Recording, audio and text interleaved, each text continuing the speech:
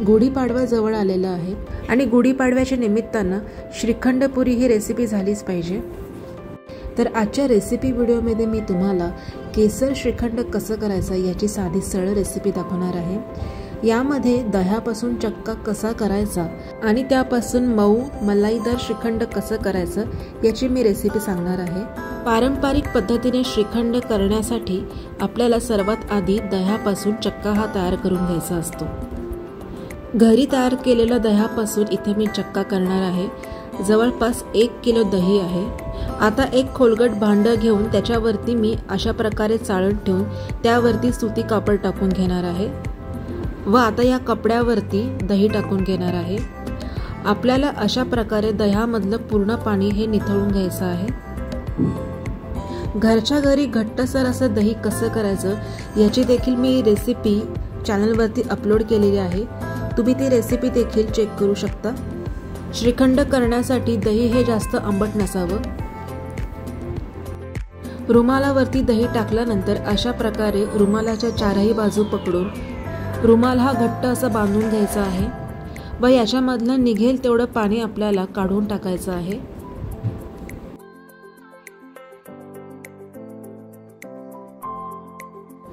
त्यानंतर रुमालाला गाठण बांधून फ्रीजमध्ये आपल्याला दही हे ठेवून द्यायचं आहे। जवळपास 4 ते 5 तास दही हे आपल्याला पाणी निथळेपर्यंत ठेवून द्यायचं आहे। साधारणतः अर्धा तासानंतर ह्याच्यावरती तुम्ही वजन ठेवू शकता, म्हणजे दह्यातलं संपूर्ण पाणी हे निघून जाईल।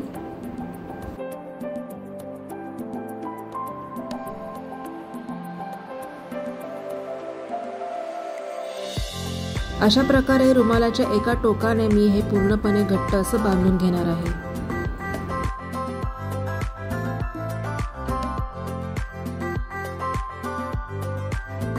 आणि आता हे 4 ते 5 तासांसाठी फ्रीजमध्ये आपल्याला ठेवून द्यायचं आहे।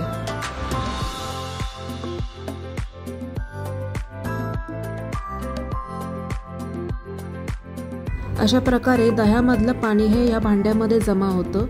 हे पाण्याचा वापर तुम्ही कढी करण्यासाठी किंवा कणिक मळण्यासाठी देखील वापरू शकता।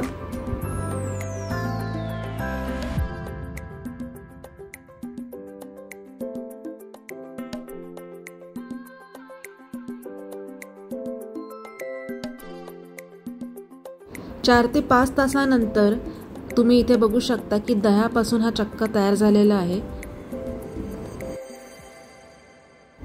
परफेक्ट श्रीखंड होण्यासाठी चक्का करणं हे अगदी महत्त्वाचं असं आहे।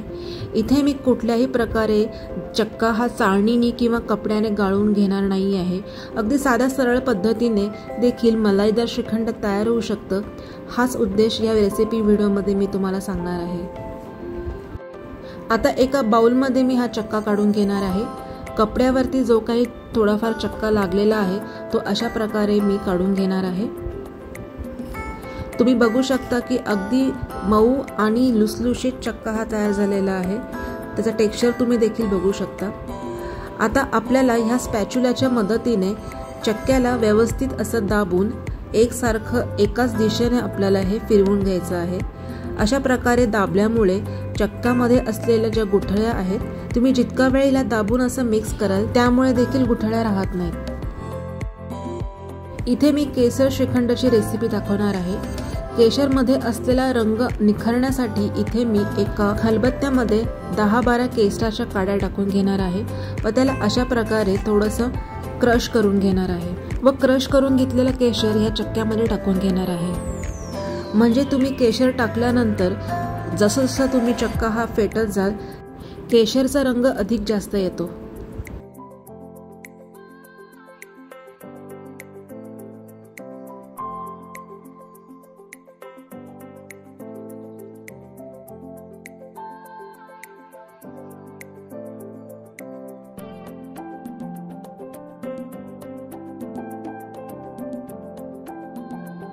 केशर टाकल्यानंतर आता इथे मी 1 वाटी पिठी साखर टाकून घेणार आहे। पिठी साखर केशर टाकल्यानंतर आपल्याला हे मिश्रण कमीत कमी 5 मिनिटं सतत असं फेटून घ्यायचं आहे।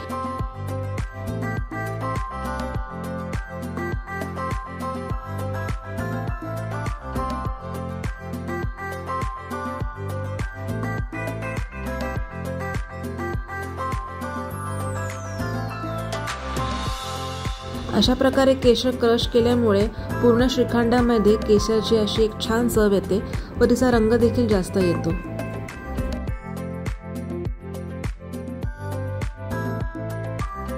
या आधीच्या व्हिडिओमध्ये मी तुम्हाला पिस्ता श्रीखंड आणि गुलकंद श्रीखंड याची देखील रेसिपी दाखवलेली आहे।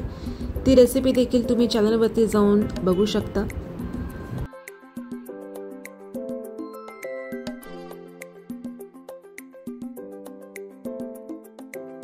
आता हळूहळू मिश्रण हे मऊ असं होत आहे व याच्यामधल्या गुठळ्या देखील बऱ्याचशा अशा कमी झालेल्या आहे।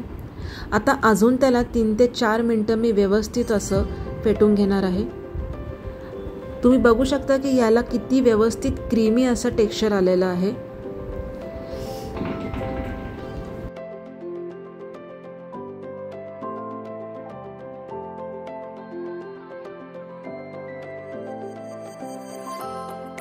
जर दही आणि चक्का हे व्यवस्थित लागलेलं असेल तर कोणत्याच प्रकारे चाळणीतून गाळून किंवा कपड्याने गाळून किंवा मिक्सरवरती देखील श्रीखंड तयार करण्याची अजिबात गरज नाही आहे। आता यामध्ये मी थोडेसे 5-6 पिस्त्याचे काप टाकून घेणार आहे व वेलची आणि जायफळाची पूड टाकून घेणार आहे। श्रीखंडामध्ये जायफळ हे नेहमी आवर्जून टाकावे, त्याच्याने श्रीखंड अगदी सुरेख असं लागतं। आता आपल्याला हे सर्व पुन्हा एकत्र करून घ्यायचं आहे।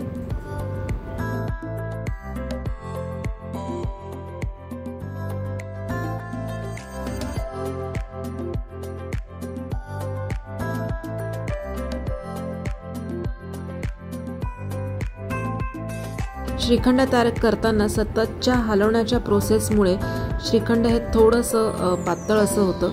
तर आता याला अशा प्रकारे मी सेट करून घेणार आहे व फ्रीजमध्ये कमीत कमी 2 ते 3 तास ठेवणार आहे, म्हणजे त्याच्यामधली असलेली पिठी साखर, पिस्त्याचे काप आणि केसर हे व्यवस्थित असं सर्व एकत्र सेट होऊन चविष्ट असं श्रीखंड तयार होईल। आता श्रीखंडाला मी कमीत कमी 2 तासांसाठी फ्रीजमध्ये ठेवून देणार आहे। 2 तासानंतर श्रीखंड हे परफेक्ट असं सेट झालेलं आहे। इथे मी श्रीखंडासोबत पुरी देखील सर्व केलेली आहे। आता गार्निशिंगसाठी इथे मी थोडेसे गुलाबाच्या पाकळ्या टाकून घेणार आहे। तर कमीत कमी वेळामध्ये आणि झटपट अशी श्रीखंडाची रेसिपी तयार आहे। माझा आजचा रेसिपी व्हिडिओ जर तुम्हाला आवडला असल्यास नक्की व्हिडिओला लाईक करा आणि चॅनलवरती जर नवीन असाल तर चॅनलवरती सबस्क्राईब करा आणि माझा रेसिपी व्हिडिओ बघितल्याबद्दल खूप खूप धन्यवाद। आणि अशाच पारंपरिक आणि सोप्या पद्धतीने केलेल्या रेसिपींना बघण्यासाठी चॅनलवरती नेहमी व्हिजिट करा।